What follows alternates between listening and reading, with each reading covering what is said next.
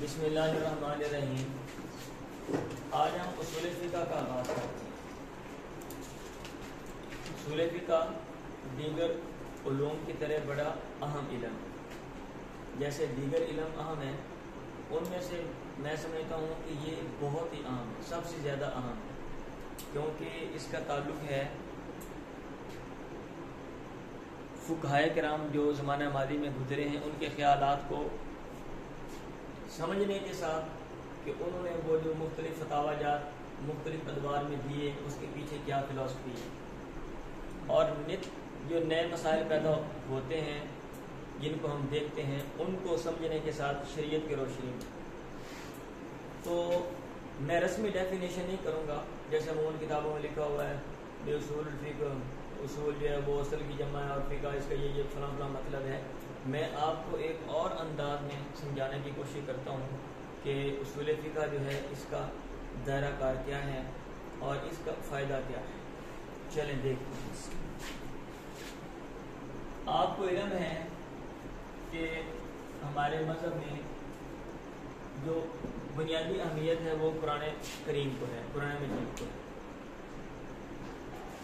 حدیث ہے وہ بھی قرآن مجید کی طرف ہی لوٹتی ہے، قرآن مجید کی وضاحت کرتی ہے وہ، اور قرآن مجید کی چیزوں کو کھول کر بیان کرتی ہے، اگر یہ کچھ چیزوں کو وہ ایڈ بھی کرتی ہے، لیکن جو بنیادی اہمیت ہے وہ قرآن مجید کو ہے، یعنی وحی کو ہے۔ اب قرآن مجید کو جب ہم دیکھتے ہیں تو اس میں مختلف چیزیں ہیں، مثلا قرآن مجید میں قصص ہیں، انبیاء کرام کے واقعات ہیں، گزشتہ جو اقوام جو لوگ گزر گئے ہیں ان کے واقعات ہیں۔ یہ بیان کیا گیا ہے کہ فلاں نے ایسا کیا تو اس کے ساتھ ایسا ہوا، اگر آپ ایسا کریں گے تو آپ کے ساتھ ایسا ہوگا۔ الامثال، قرآن مجید میں مثالیں ہیں، چیزوں کو ایکسپلین کرنے کے لیے مثالیں دی گئی ہیں۔ آپ سمجھتے ہیں اگر ایک چیز نہیں سمجھ آ رہی تو اس کی وضاحت کرنے کے لیے ہم کیا کرتے ہیں، کوئی مثال دے دیتے ہیں، اور مثال وہ دیتے ہیں جو جس کا تعلق کامن سینس کے ساتھ ہوتا ہے اور اس میں کوئی پیچیدگی نہیں ہوتی، تو اس طرح ہم اس چیز کو سمجھ لیتے ہیں۔ ایسے قرآن مجید میں بھی بہت سی مثالیں دی ہیں۔ ایسے قرآن مجید میں توحید و رسالت ہیں،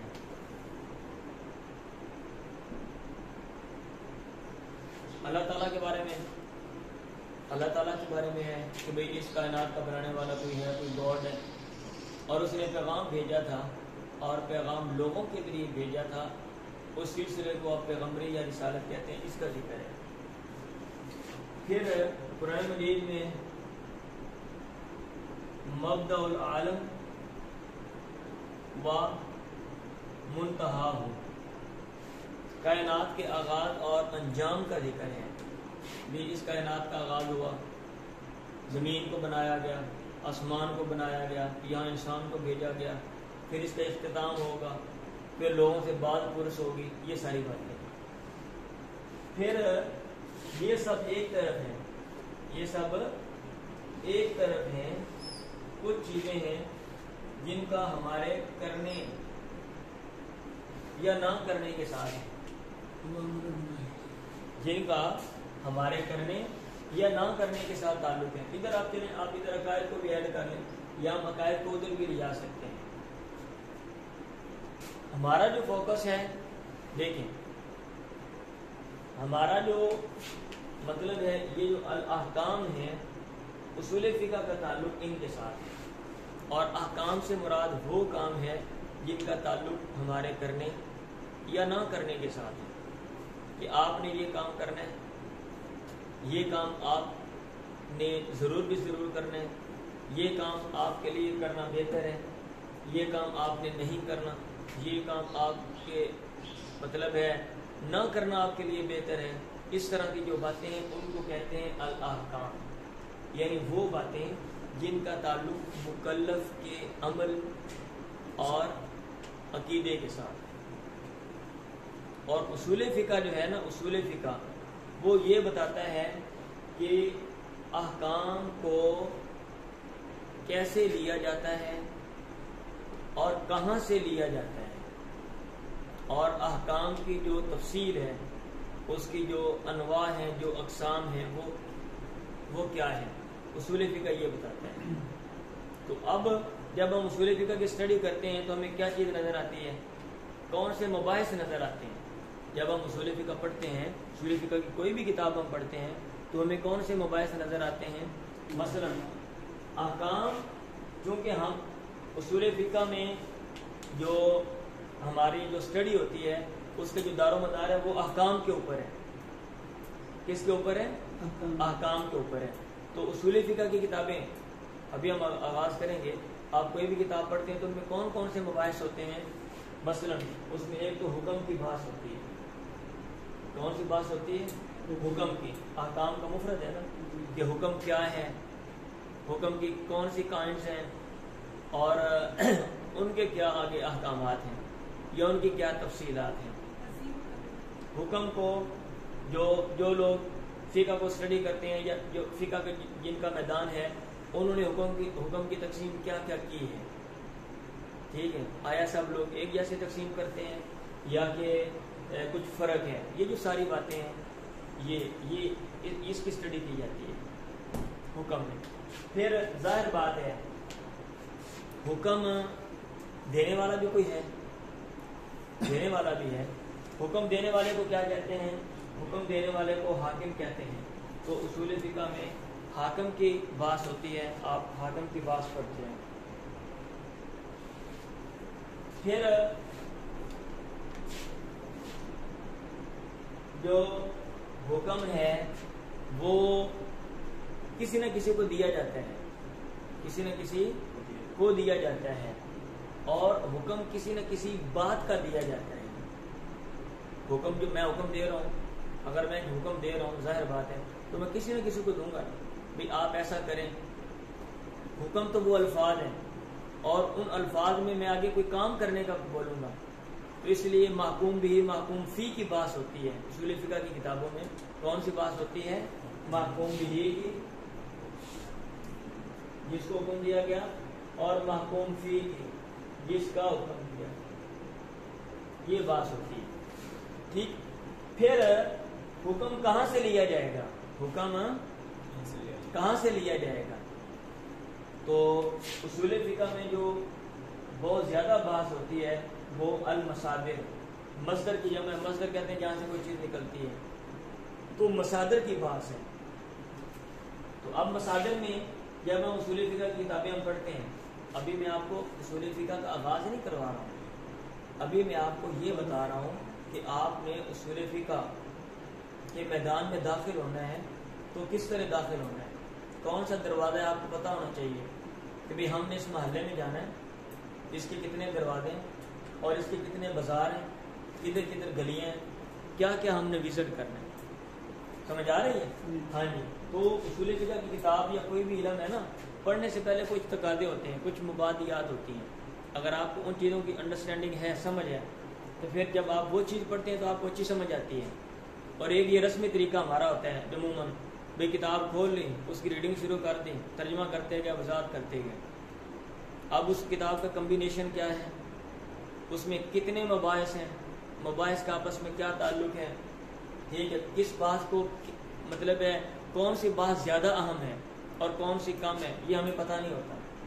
یہی وجہ ہے ہم کتاب کو 20 دفعہ پڑھتے ہیں، ہمیں پھر بھی اچھی سمجھ نہیں آتی، اور اگر کوئی بھی چیز اس کو طریقے کے ساتھ کام کیا جائے تو اچھی سمجھ آتی ہے۔ ابھی میری گفتگو کے بعد ہی آپ اس نتیجے پہ پہنچ جائیں گے اور آپ کو پتہ چل جائے گا کہ اصول فقہ ہے کیا۔ اچھا، ظاہر بات ہے حکم، احکام کا مفرد حکم ہے، تو حکم کی بحث کرنی چاہیے اصول فقہ میں، کیونکہ اصول فقہ کا موضوع ہی احکام ہے، حکم کی بحث کرنی چاہیے۔ اور حکم دینے والا بھی کوئی ہے تو حکم کی بحث بھی لازم کرنی چاہیے، اور حکم کسی کو دیا گیا لہذا اس کے بارے میں بات کرنی چاہیے، حکم کسی بات کا دیا گیا لہذا اس کے بارے میں بات کرنی چاہیے، حکم کہاں سے لینا ہے المصادر، لہذا یہ بحث بھی کرنی چاہیے۔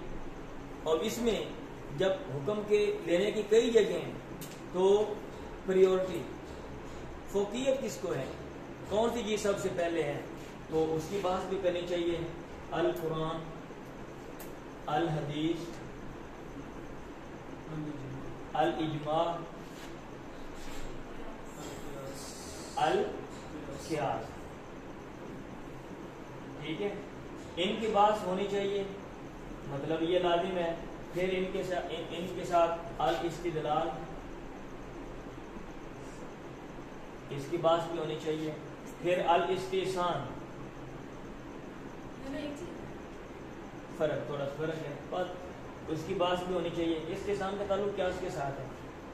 پھر مسالے مرسلہ، مسالے مرسلہ یہ بھی ایک مصدر ہے، اس کی بات بھی ہونی چاہیے. تفصیل پڑھیں گے ہم نا، اگر میں بھی تفصیل بتاؤں گا تو پھر بھائی یہ تو خلاصہ تو نہیں ہے نا. پھر ہاں مسالے مرسلہ اس کی بات بھی ہونی چاہیے. پھر شرع من قبلنا، پہلی شریعتوں کا ذکر ہے ہمارے کتب میں، اس کی بات بھی ہونی چاہیے. پھر اصحاب رسول کے قول ہیں، قول الصحابی، اس کی بات بھی ہونی چاہیے. آتا ہے نا ہماری کتابوں میں بھائی لوگوں کی مسلطوں کا خیال کیا جاتا ہے. تو آپ نے یہ دیکھیں، آپ نے احکام کو استنباط کرنا ہے، ٹھیک ہے، آپ نے احکام بتانے ہیں، نئے آنے والے جو مسئلے ہیں آپ نے ان کو سالو کرنا ہے، ٹھیک ہے. تو یہ ان سب چیزوں کی انڈرسٹینڈنگ ہوگی. کہیں آپ کے فتویٰ دینے سے لوگ پریشان تو نہیں ہو رہے. اگر حدیث میں کوئی بات واضح ہے اور کوئی فقیہ جو ہے وہ اس کے خلاف بات کر رہا ہے، ٹھیک ہے، کہہ دیا جاتا ہے بھی اسلحہ جو مومن کا زیور ہے، ٹھیک ہے. اچھا دوسری طرف کہہ دیتے ہیں بھی اسلحے کو پابندی لگ سکتی ہو، تو اس نے کیوں بات کی ہے. عورتوں کا مسجد میں عورتیں جاتی ہیں، جا سکتی ہیں، لیکن پابندی کی بات بھی حضرت عائشہ کیا دیتی ہے پابندی لگا دینی چاہیے. تو ایسا کیوں ہوتا ہے، ٹھیک ہے، کیا ایسی بات کی جا سکتی ہے. تو قول صحابی ایسے اجتہاد، کیونکہ ہر بندہ احکام کو سمجھ نہیں سکتا، ہر بندہ احکام استنباط کر نہیں سکتا، ہر بندہ نئے آنے والی چیزوں کو پہلی چیزوں کے ساتھ ملا کر جو ہے نا درست نتیجہ اخذ نہیں کر سکتا. تو اس لیے اجتہاد و تقلید یہ بات بھی ہونی چاہیے. تو اس طرح آپ جو ہے نا جب دیکھیں گے، آپ جب اصول فقہ کی کتابیں پڑھیں گے تو آپ کو عموماً کون سے مباحث نظر آئیں گے. حکم کی بحث، حاکم کی بحث، محکوم بھی، محکوم فی کی بحث، اور مصادر قرآن، حدیث، اجماع، قیاس، آگے ان کی تفصیلات ہیں. قرآن کی ڈیفینیشن کیا ہے، حدیث کیا ہے، حدیث کے کیا پوائنٹس ہیں، اجماع کی کون کون سی قسمیں ہیں، اہل علم کا کیا اس میں نقطہ نظر ہے، اجماع حجت ہے بھی یا کہ حجت نہیں ہے، قیاس کی کون سی قسمیں ہیں، قیاس کے لوازمات کیا ہیں، استدلال، استحسان، ادھر استحسان کو کون مانتا ہے کون نہیں مانتا، اور مسائل مرسلہ اس کی کیا تفصیل ہے، شرع من قبلنا حجت ہے یا نہیں، قول صحابی حجت ہے یا نہیں، اجتہاد اور تقلید میں نقطہ نظر کیا ہے. لیکن اس میں ایک جو بات ہے نا وہ بھی میں نے جان بوجھ کے چھوڑی ہے، اس کو میں نے ادھر رکھنا تھا، جو سب سے مشکل ہے اور جس کو میں سب سے پہلے میں آپ کو کرواؤں گا اس کا آغاز، ٹھیک ہے. عموماً کیا ہوتا ہے لوگ مثلا یہ جو ہمارے وکیل حضرات جج لوگ بنتے ہیں نا، اب وہ کیا کرتے ہیں ان کی کتابوں میں یہ سارے مباحث ہیں، قرآن ہے، حدیث ہے، اجماع، قیاس ہے، اور استحسان کے بارے میں کوئی نہ کچھ ہوتا ہے، ہاں، اور باقی یہ چیزیں کم ہی ہوتی ہیں، عموماً ان کے اوپر فوکس ہے. لیکن یہ والی جو چیزیں یہ ان کی کتابوں میں نہیں ہیں. اور ہماری جو اسٹڈی ہوتی ہے ان میں بھی ہم عموماً یہ کرتے ہیں کہ ہمارا جو فوکس ہے نا پیپر کے نقطہ نظر سے، بھئی یہ باتیں آسان ہیں، قرآن کے بارے میں یاد کر لو، موٹی موٹی باتیں، حدیث کے بارے میں یاد کر لو، اس کے کائنٹ یاد کر لو، اس کے جو علتیں وغیرہ اس کے اقسام میں آپ وہ یاد کر لو، اور موٹا ان کے بارے میں یاد کر لو، ٹھیک ہے. حکم کے اقسام کے بارے میں وہ فرض، واجب، مندوب وغیرہ وغیرہ آپ وہ یاد کر لیتے ہو، یہ آپ یاد کر لیتے ہو. لیکن جو اہم چیز ہے جو بہت ہی اہم ہے، ٹھیک، وہ ہمیں نہیں پتا ہوتا، وہ ہے طرق استنباط الاحکام. وہ کیا ہے اس کو میں سیپریٹ رکھتا ہوں، طرق استنباط الاحکام، احکام استنباط کے طریقے، احکام کو لینے کے طریقے، کہ آپ نے کوئی حکم لینا ہے وہ کیسے لینا ہے. اب یہ دیکھیں، اب اس میں ایک مسئلہ ہے، المیہ یہ ہے اگر اس بات کی آپ کو پہلے سمجھ ہو نا مجھے بتا دینا. المیہ یہ ہمارے یہاں 2 طرح کی کتابیں ہیں. ہمارے یہاں جو کتاب کمبینیشن ہے نا ہم جو پڑھتے ہیں. اچھا کچھ کتابیں وہ ہیں جن میں طرق و استنباط الاحکام کی جو تقسیم ہے نا وہ جمہور والی ہے, اور کچھ وہ ہیں جن میں طرق و استنباط الاحکام کی جو تقسیم ہے وہ احناف والی ہے. ایک طرف جمہور ہے اور ایک طرف احناف کی تقسیم ہے, اور کچھ کتابوں نے اکٹھا دے دی ہے. اب کیونکہ پڑھانے والے اس کی وہ وضاحت نہیں کرتے, ایکسپلین نہیں کرتے کہ بھائی ان سب مباحث میں سے یہ فلاں فلاں بحث اہم ہے اور اس میں جو ماہرین ہیں ان کا اختلاف ہے, انہوں نے تقسیم ایسے کی ہے. اب ہم کیا کر رہے ہوتے ہیں, اب ہم کیونکہ کتاب پڑھتے جا رہے ہوتے ہیں, اب ایک دفعہ قائمز آتی ہیں وہ تقسیم اور آ جاتی ہے, دوسری دفعہ تقسیم اور آ جاتی ہے, ایک کتاب میں اور تقسیم آتی ہے, دوسری دفعہ دوسری کتاب میں اور آتی ہے. ہم کنفیوز ہو جاتے ہیں اور ہمیں اصول فقہ سمجھ ہی نہیں آتی کہ بھئی یہ ہو کیا رہا ہے. اس میں 20-25 چیزیں آپ وہ یاد کر لیں. اس میں جو ہے نا کوئی 5-7 یا 10 چیزیں آپ ان کو یاد کر لیں, اور باقی ان کے بارے میں موٹا موٹا آپ جان لیں تو آپ کو علم اصول فقہ جو ہے نا بہت حد تک آ جاتا ہے. اب جتنی بھی میں نے آپ کے سامنے گزارشات رکھی ہیں اس سے آپ کے پلے کچھ نہ کچھ پڑھا ہے یا نہیں پڑھا, یہ اصول فقہ ہے کیا اور اصول فقہ کی کتاب میں کیا لکھا ہوتا ہے. آپ آ ہی جائیں کوئی اصول فقہ کتاب اٹھا کے دیکھیں آپ کو کیا نظر آتا ہے, اس کی فہرست چیک کریں, اس میں یہ مباحث نظر آئیں گے, اس کی اقسام نظر آئیں گی. حاکم کون ہے, اللہ تعالیٰ ہے, یہ بات نظر آئے گی. اللہ تعالیٰ حکم نہیں دیتا, کہیں پہ شریعت بھیجتا نہیں, تو کیا بندہ مکلف ہے یا نہیں ہے, یہ بات نظر آئے گی. ٹھیک ہے, حاکم عقل ہے یا نہیں ہے, یہ بات نظر آئے گی. عقل سے فیصلہ ہو سکتا ہے یا نہیں, یہ بات نظر آئے گی. کون بندہ ہے جس کو حکم دیا جاتا ہے, مکلف کون ہے, عقل مکلف ہے یا نہیں, یہ بات نظر آئے گی. کون کون سی چیزیں انسان کو مکلف بناتی ہیں اور کون کون سی چیزیں جو انسان کے تکلیف کو ختم کر دیتی ہیں, اس کی اہلیت کو ختم کر دیتی ہیں, یہ بات نظر آئے گی. پھر آگے قرآن کی بات نظر آئے گی, قرآن کی تفصیلات کون سی ہے, کتنی آیات ہیں جن سے آپ احکام لیتے ہو, یہ بات نظر آئے گی.